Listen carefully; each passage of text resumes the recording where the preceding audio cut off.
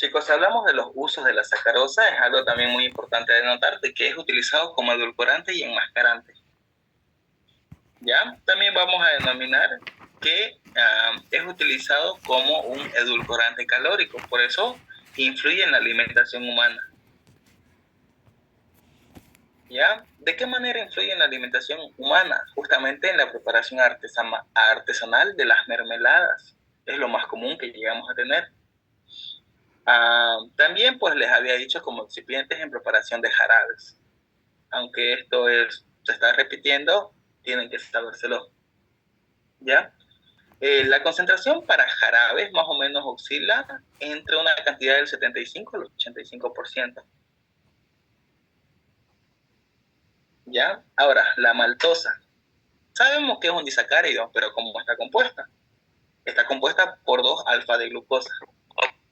¿Ya? Y estas están unidas a partir del Recording carbono. in progress. A partir del carbono 1 y a partir del carbono 4. Los usos. Pues sabemos que la maltosa es de muy fácil digestión. Y esto es una pregunta para encerrar. ¿Qué oligosacárido es de mayor o de fácil digestión? Y te puede poner glucosa, sacarosa, maltosa y lactosa. Ustedes colocan simplemente maltosa. Se digiere con mucha facilidad. Ahora, lactosa, ¿cómo está compuesta? Está compuesta por glucosa y galactosa. Si preguntan, es un azúcar reductor.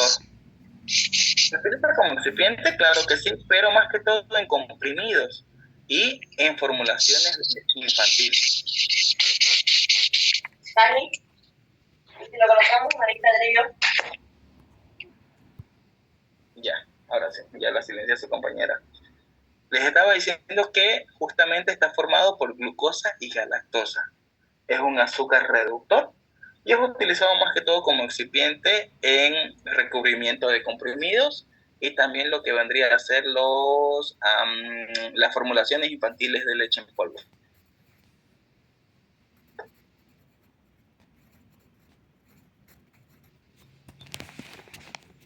Ok.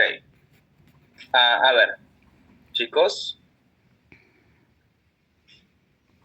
Seguramente el ingeniero les hizo denotar las funciones en los vegetales acerca de estos polisacáridos que vamos a mencionar: celulosa, almidón, mucílagos y gomas.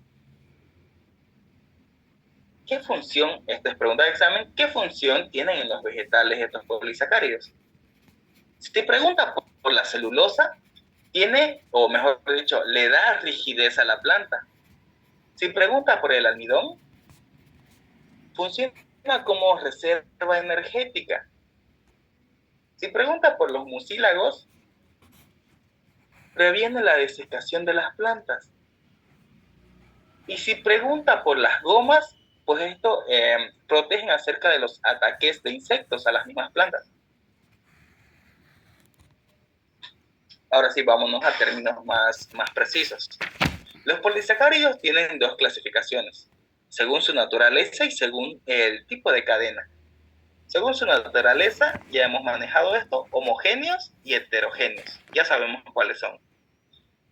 Y según el tipo de cadena, son lineales, ¿ya? Y son ramificadas. Ejemplos de las cadenas lineales, pues la celulosa. Y ejemplo de las cadenas ramificadas, el almidón. El almidón, justamente, chicos, es la principal fuente de reserva energética en toda la alimentación, tanto de hombres como de animales. ¿De dónde la podemos obtener? Tubérculos, frutas, cereales, legumbres. Pero las aplicaciones que tiene se utilizan en la preparación de comprimidos como excipientes. Esto estamos hablando de la industria farmacológica, ¿no? Pues está siendo utilizado en comprimidos como excipientes. También, chicos, les digo que sirve como antídoto ante intoxicaciones por yodo. ¿Por qué? Porque justamente el almidón llega a atrapar el yodo y evita que se esparza mediante la formación de complejos. Si acaso el ingeniero les preguntara qué es almidón, ustedes dicen que son cadenas largas de alfa de glucosa. ¿Ya? Ahora, ¿qué compuesto puede romper dicha cadena? Eso es en pregunta de encerrar. ¿Ya? La amilasa. ¿Ya? Rompe esos enlaces justamente.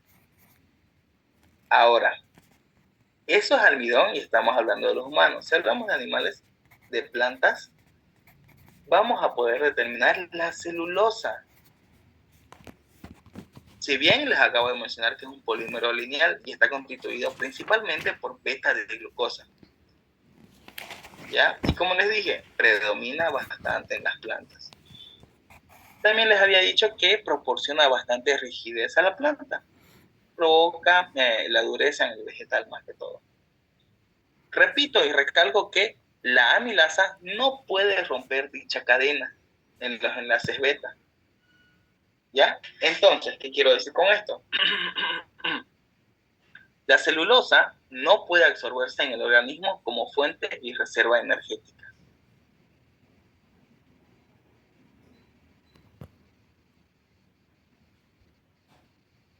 Ahora, existen productos que se pueden llegar a derivar de la celulosa, ¿ya? Está el algodón, derivados semisintéticos y derivados también hemisintéticos.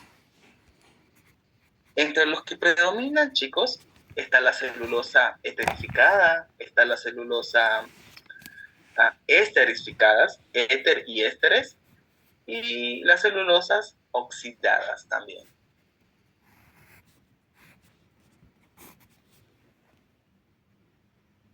Vamos a hacer hincapié en esto. Los derivados semisintéticos, justamente, chicos, las aplicaciones es lo que más le interesa al ingeniero, los ejemplos de las aplicaciones. Entonces, si estamos hablando de derivados semisintéticos, vamos a tener en cuenta los usos en las industrias agrícolas, farmacéuticas y textiles. Ya, entonces, los derivados hemisintéticos, ¿sí?, se pueden ocupar como pinturas, adhesivos y material textil en esas tres industrias. La celulosa esterificada básicamente se puede utilizar en la industria farmacéutica, ¿ya? Por una propiedad viscosizante que llega a tener. ¿Por qué? Porque mantiene las formas farmacéuticas, ¿de acuerdo? Y evita básicamente que se lleguen a precipitar. Y la celulosa esterificada, ya sea esterificado con ácido nítrico o con ácido acético, puede dar lugar a acetatos o a nitratos. ¿Ya? Y esto funciona para la industria de la elaboración de explosivos, ¿de acuerdo? Otra aplicación en la industria farmacéutica es para la elaboración de filtros para diálisis. Por último, la celulosa oxidativa. Básicamente tiene la función hemostática, que si ustedes recuerdan la cascada de coagulación, esta va a detener las hemorragias, inhibiendo vitamina K. Esto creo que lo vi también, las gomas. Básicamente las gomas llegan a ser producidas por el daño vegetal, ¿sí?, que el hombre justamente realiza a la planta. Son polisacáridos heterogéneos y básicamente la que más predomina sería la goma arábica, que es muy usual y lo usamos en farmacotecnia también, y el tragacanto. Ahora, ¿qué acciones, qué efectos adversos, qué aplicaciones y usos pueden tener? Si hablamos de la goma arábica y lo utilizamos por vía oral, uno de los usos que tiene es que es antidiarreico. Además, por su consistencia, es un protector de la mucosa faríngea.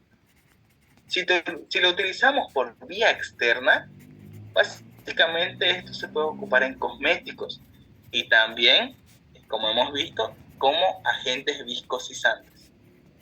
Si hablamos de la goma tragacanto, esta se ocupa como laxante. Si se dan cuenta, es contrario, ¿no?, a la goma arábica. ¿Ya? También se puede ocupar como viscosizante. Y justamente, si hablamos de la función viscosizante, la goma tragacanto es mucho más efectiva que la goma arábica. Pasado las gomas venimos con los mucílagos. Básicamente, la función que tienen los mucílagos es la retención de agua, así fácil y sencillo. Ya, y existen los mucílagos neutros y los mucílagos ácidos. Los neutros son muy similares a las gomas, mientras que los ácidos tienen usos terapéuticos en la industria farmacéutica, como emolientes, antitusigénicos, laxantes y protector de la mucosa gástrica.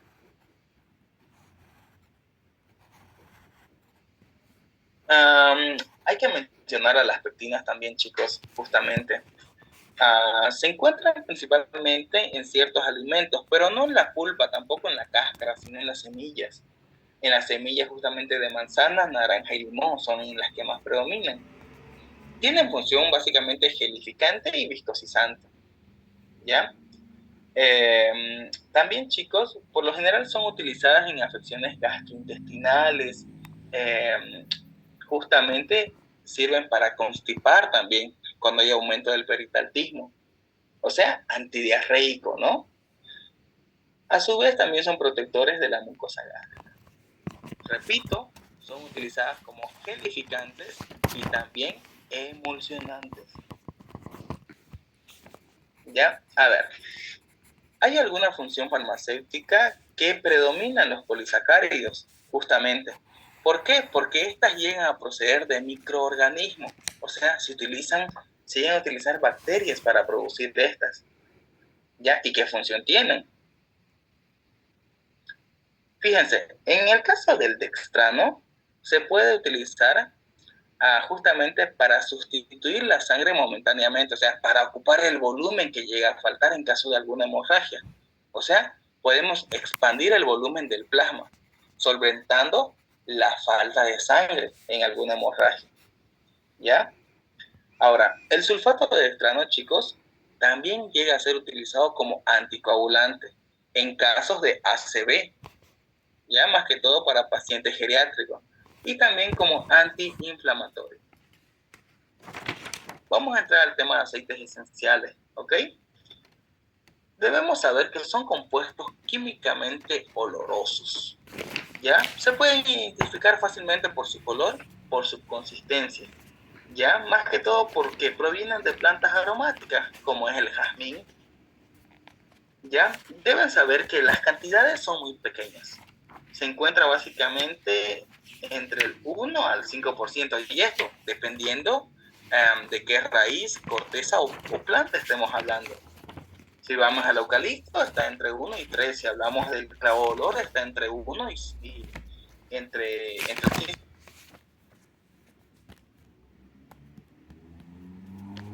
Perdón, le di espacio y apagué el micrófono. Entre 1 y 15%. ¿Ya? Hay algunas características físicas que tienen que tomar en cuenta. Anoten. El olor. Si hablamos de aceites esenciales, debemos saber que el olor puede ser agradable o desagradable. Ahora, el estado físico. Todos los aceites esenciales son líquidos, pero a una temperatura de 25 grados. Los sabores, si ustedes alguna vez han probado algún aceite esencial, han podido denotar de que es ácido, de que es picante, desagradable. El color. Recording in progress. Por lo general llegan a ser transparentes, incoloros, o si no, ligeramente coloridos, ligeramente amarillentos en algunos casos. Son solubles principalmente en solventes apolares como el éter del petróleo. Por eso es que se los usa para la extracción. Ya no son solubles en agua, y si lo son, muy poco. Por lo general son muy densos y su densidad es menor a 1, casi en todos los casos. ¿Qué quiere decir esto? Que flota sobre el agua. Y esta es una característica muy ideal para poder obtenerla mediante la extracción de la cáscara. Ahorita se los voy a detallar eso. Por lo general, si hablamos de su estabilidad, llegan a ser inestables. ¿Por qué? Son inestables en presencia de luz, en presencia de oxígeno, en presencia de humedad, a altas temperaturas y con los metales. Sí, así es, son bastante degradables. La actividad óptica, pues todos los aceites presentan actividad óptica. ¿Ya? Chicos, si hablamos de algunos constituyentes químicos, debemos de notar lo que es un derivado terpénico, fenilpropánico y algunos otros derivados. Ya si hablamos de los monoterpénicos, o sea, a partir de los derivados terpénicos, vamos a poder denominar lo que es el mirceno, limoneno, pirocimeno, alfa-pineno, beta-pineno. De estos deben aprenderse las imágenes, porque al ingeniero sí le gusta colocar bastante a los monoterpenos. Si está más creativo, a los sesquiterpenos.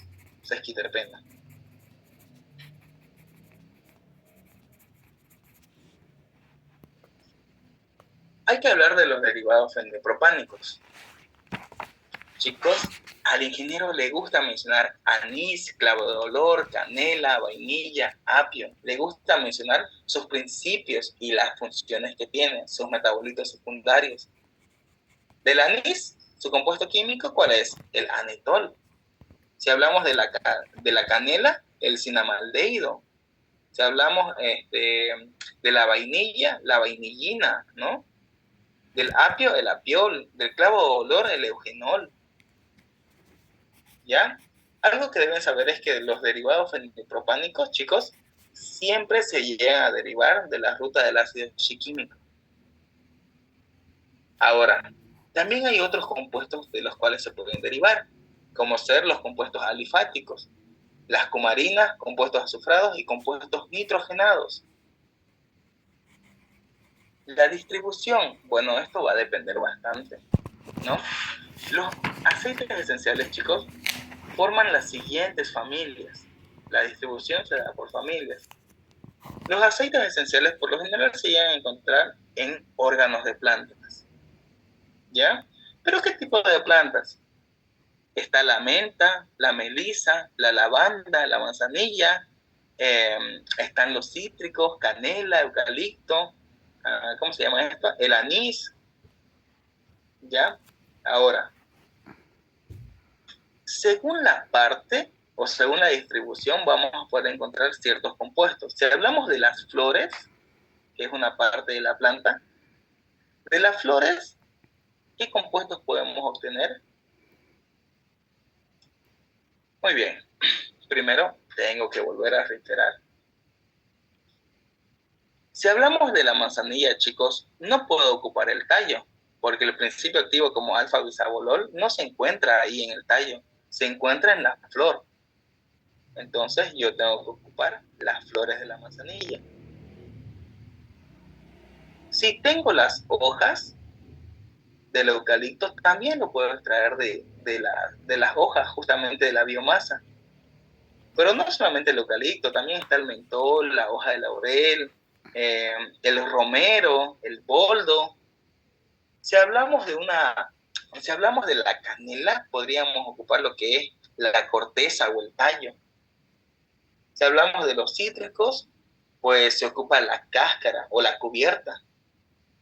Si hablamos de la mostaza, tenemos que ocupar las semillas, porque ahí se encuentran la mayor cantidad de compuestos químicos. Si hablamos de la cúrcuma o del jengibre, seguramente han podido notar de que es de la raíz. Si hablamos de la lavanda, del romero, del tomillo, pues usamos las ramas. ¿Ya? En algunos casos, chicos, hay, ¿qué les puedo decir? El principio activo o el compuesto químico se encuentra en más de una zona de la planta, como es la canela. ¿Sí? Los compuestos químicos como cinamaldehído, el alcanfor, todas pertenecen a la canela, pero se encuentran en distintas partes de la misma planta. Por ejemplo, la canela, ¿sí? Podemos encontrar cinamaldehído, pero a partir de la corteza. Podemos encontrar eugenol, pero a partir de hojas. Y podemos encontrar alcanfor, pero a partir de la raíz.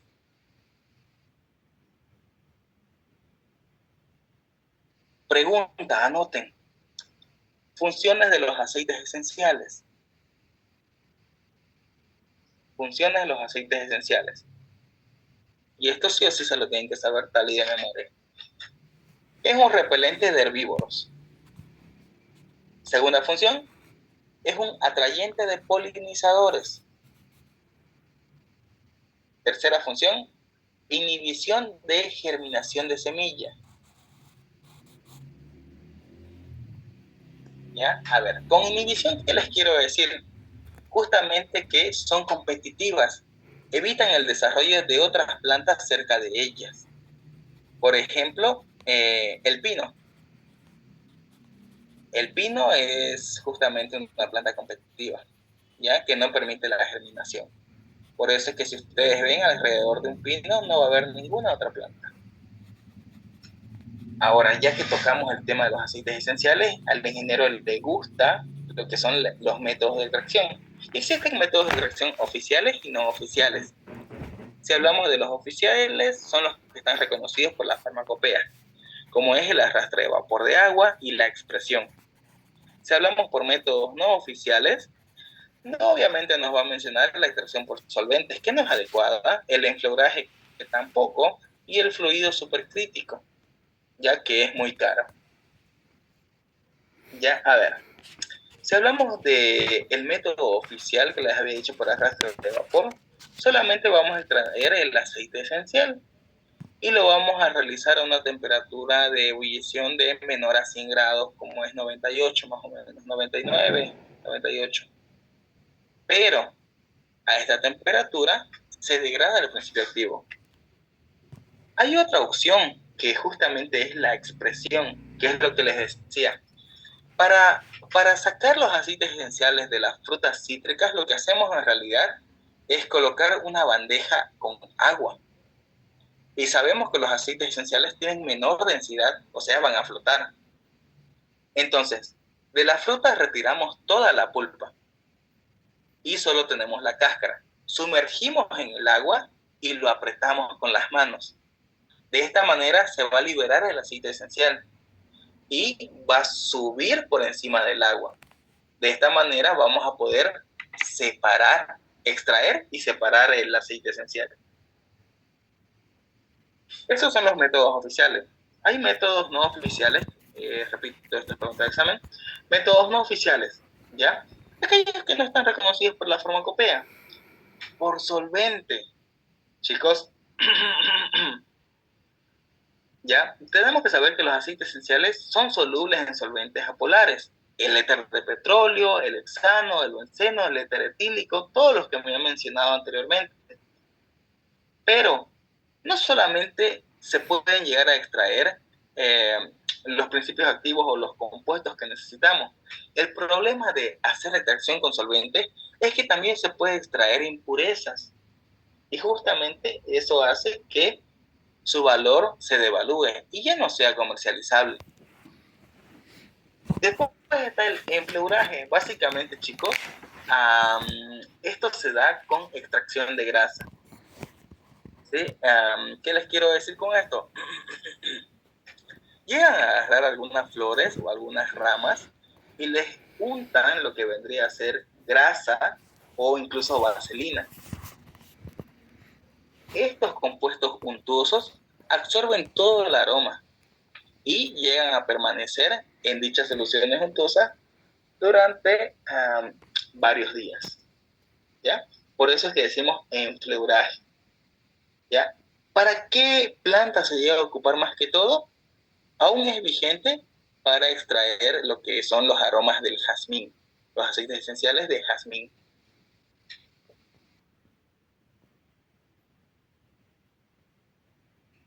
Por último, y es que el ingeniero siempre se menciona de esto, de alguna u otra forma, ya sea en incisos o sea en complementar, con el fluido supercrítico.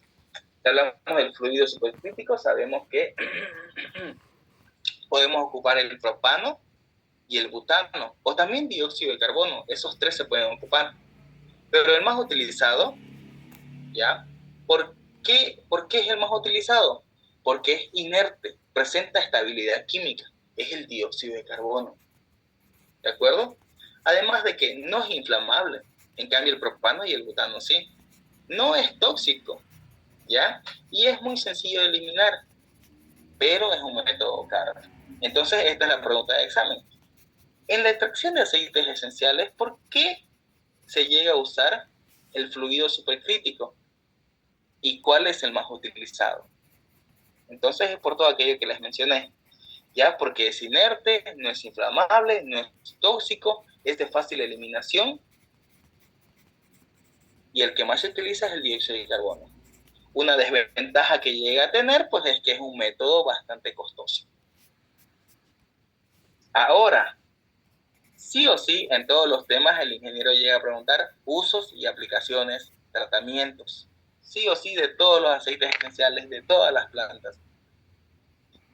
¿Ya? A ver, chicos, hay una pregunta que el ingeniero hace, y es que creo que la hizo y está en ese examen del año pasado, que es el tratamiento de los aceites esenciales. ¿Ya? Y creo que iba más o menos así. Explique acerca del tratamiento posterior a la extracción de los aceites esenciales. Tenemos que saber ciertas cosas. Que esto solamente se realiza a los aceites esenciales que fueron extraídos por métodos oficiales. ¿Y en qué consiste? Básicamente, consiste en la eliminación de agua, en la neutralización de la acidez, la rectificación y la eliminación de colorantes. Ese es el tratamiento de los aceites esenciales. Anótense porque eso es pregunta. En alguno de los exámenes que les voy a pasar seguramente está. ¿Ya? Chicos, ¿de qué manera eliminamos el agua? Por lo general se ocupa sulfato de sodio o también sulfato cúprico, ¿ya? Pero en estado anhidro, cosa de que pueda absorber todas las moléculas de agua que se le permite, ¿ya? Debido a que son sustancias higroscópicas. Como les dije, absorben el agua, ¿ya? Y una vez que las absorben, se las puede separar. Les dije que también que hay que neutralizar la acidez, ¿ya? Se debe basificar o alcalinizar lo que es el aceite esencial hasta llegar a un pH de 8 o 9. Esto por la estabilidad química, ¿ya? Rectificar. Chicos, cuando nosotros obtenemos los aceites esenciales, se van a dar cuenta que algunos aceites esenciales son muy olorosos, son desagradables o algunos a veces son de olor picante. Entonces existe la palabra que vendría a ser rectificación, donde se eliminan ciertos olores extraños o desagradables. Y esto se llega a dar por una simple destilación o reflujo. Por último, los aceites esenciales se caracterizan porque no tienen color o son ligeramente coloridos. Entonces, si un aceite esencial fuera amarillento o fuera anaranjado, por lo general se denomina que está oxidado, ¿no? Que está rancio. Entonces, para evitar esto, se ocupa lo que es carbón activado. De esta manera podemos eliminar ciertos colorantes que no son deseados y hacer que el valor sea aún más comerciable. ¿Sí? Esto es pregunta de examen. Escriban, espero que lo tengan anotado o remarcado. Tratamiento de los aceites esenciales posterior a la extracción. Ahora, la conservación igual es importante. ¿Ya? ¿Por qué? Porque son fotosensibles, son inestables. A ver, no, quedó 16%, ya. Escuchen, les afecta la humedad, les afecta la luz, les afecta el oxígeno, les afecta todos los aceites esenciales. Y siempre, esto es pregunta de examen, ¿de qué manera se pueden conservar los aceites esenciales?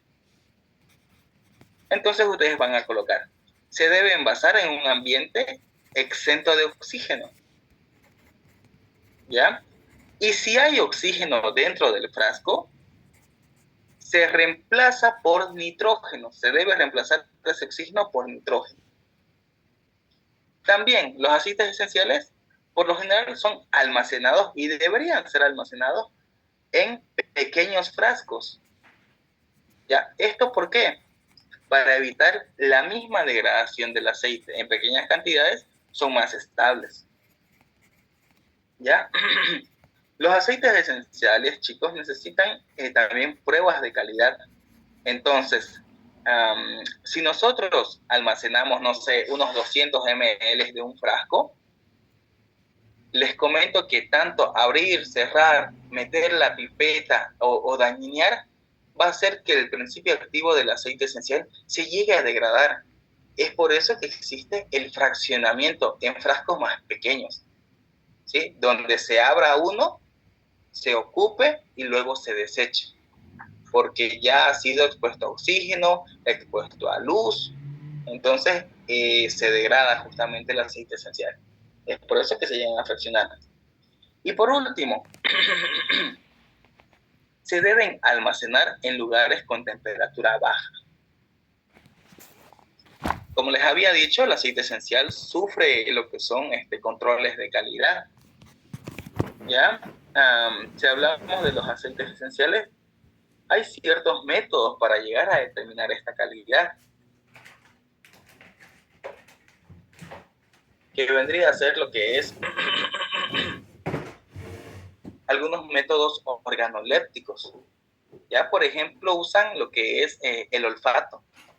Pero bueno, esto es una práctica imprecisa según el ingeniero. Por lo general, ¿qué les puedo decir? Se necesitan años de entrenamiento, ¿ya? Además que se necesita una muestra patrón, ya que se tiene que oler un aceite esencial que esté certificado y el aceite esencial que esté obtenido.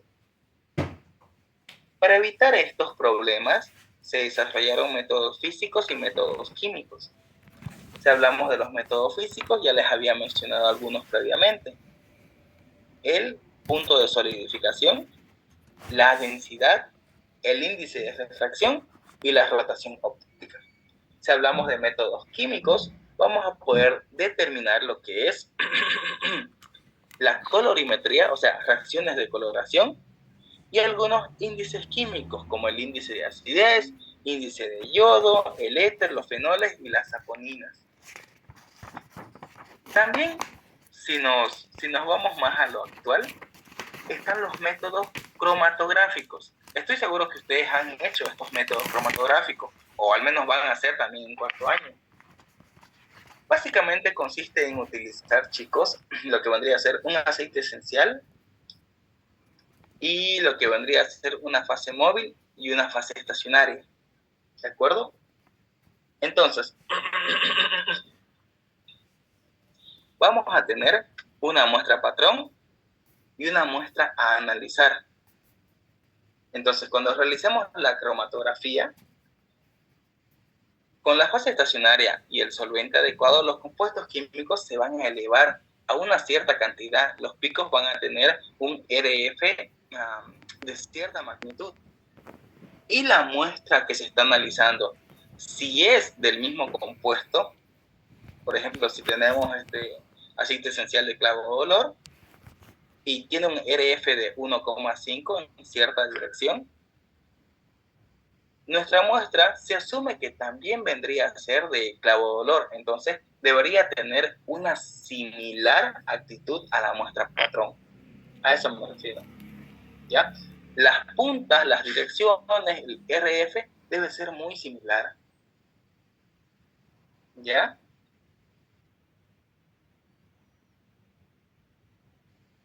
Pero bueno, si pasamos el control de calidad, vamos a poder determinar las funciones farmacéuticas que llega a tener. Esto pregunta bastante, no está de más que se lo aprendan. Actividad farmacológica. Ya si hablamos de la actividad farmacológica, chicos, no vamos a olvidar a la actividad antimicrobiana. ¿Ya? El tomillo, la canela, el clavo de olor, el eucalipto, la lavanda, el hinojo, todos tienen propiedades antimicrobianas.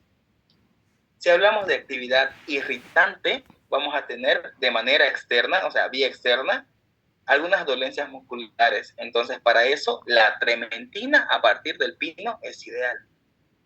Vía interna, algunos problemas digestivos, el anís verde, el anís estrellado lo pueden solucionar. También tiene acción antiespasmódica. ¿Quiénes son? El tomillo, melisa, la manzanilla, la menta y la angélica también. Algunas otras actividades antiinflamatorias, claro que sí, la manzanilla, el clavo de olor, la nuez, ¿ya? Y hipocolesterolemiante también vendría a ser la melisa. así como tiene beneficios, también tiene complicaciones. Por ejemplo, la actividad tóxica, ¿ya? A ver, si hablamos de alguna toxicidad, vamos a poder determinar dos de los aceites esenciales: la toxicidad crónica y la aguda, justamente. Ahora, hay algo que que el ingeniero pregunta bastante. ¿Qué pasa si usamos mucha cantidad de lo que vendría a ser el clavo de olor, el aceite esencial del clavo de olor? Sabemos que es anestésico, ¿no? Nuestras mamás nos decían que nos pongamos un clavo de olor en la muela, claro que sí. Pero ¿qué pasa cuando se ocupa en dosis altas? Y esto es pregunta de examen. Puede destruir la pulpa dental. Esa es la respuesta. Destruye la pulpa dental. Es por eso que no se puede ocupar en elevadas concentraciones cuando hablamos de toxicidad crónica en el uso del clavo de olor. Si hablamos de toxicidad aguda, actúa a 3 niveles distintos. Por ejemplo, deprime el sistema nervioso central. Está la canela, el clavo de olor, la nuez y el eucalipto. ¿Ya? Espasmos de glotis, ¿sí? Esto se puede ver afectado a complicaciones respiratorias, ¿ya? Se puede dar por el uso excesivo de menta, ¿ya? Y otra cosa también, el bloqueo de los canales de calcio, ¿sí? Y esto llega a afectar el sistema cardiovascular, también por el uso continuo de menta. Algunas aplicaciones que llegan a tener los aceites esenciales: como les había dicho, antiespasmódico, antiinflamatorio, diuréticos y perfumes. Esto anoten. Aplicaciones de los aceites esenciales, ¿ya? Que escriba 3 o 4 ejemplos según lo que diga el ingeniero. Actividad antiespasmódica. ¿Qué tipo de plantas? La manzanilla, el romero, el tomillo, la menta y la melisa. Aplicación antiinflamatoria, la manzanilla. Si me preguntan qué principio activo, pues el alfa-bisabolol, ¿no? Diurético, el romero, ya para las personas que tienen retención de líquido. Y también, chicos, esto es muy importante porque pregunta, ¿en qué industria se ocupan los aceites esenciales o las aplicaciones industriales que tienen? Hemos nombrado un sinfín de aplicaciones farmacéuticas, pero por el cual predomina es la industria de la perfumería. ¿Qué plantas ocupamos ahí? Jazmín, rosas, algunos tallos también. Eso no deben olvidar, en esas dos aplicaciones hace mención el ingeniero.